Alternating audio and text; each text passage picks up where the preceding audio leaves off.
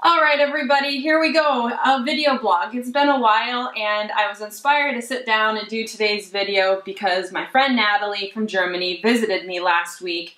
And basically, after spending a few days actually working with me doing importer stuff, she sat me down and said, "Aaliyah, I've been following your blog and you're basically doing a really bad job.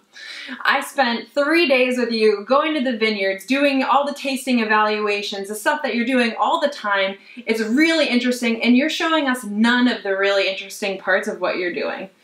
So why don't you make, everything even more believable and show us all the work that you're doing?" So I went to business school with Nat. That's how we met. And as much as I hate to say it, she's always right. So I took her advice really seriously and decided to take a whole new approach on the vlog.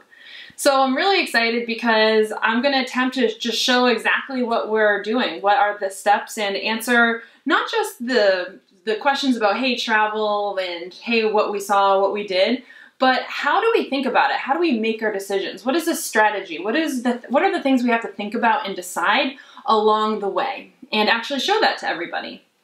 So just some of the questions she threw out at me to really drive her point home.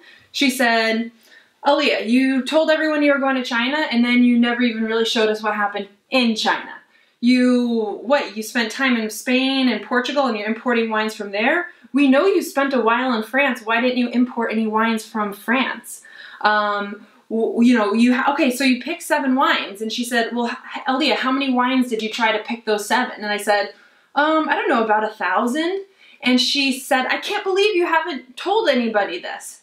And she's right. There's a lot of really interesting things we've been learning along the way, having a ball, and it's time to kind of settle down and make sure we're sharing all the details of this really cool story.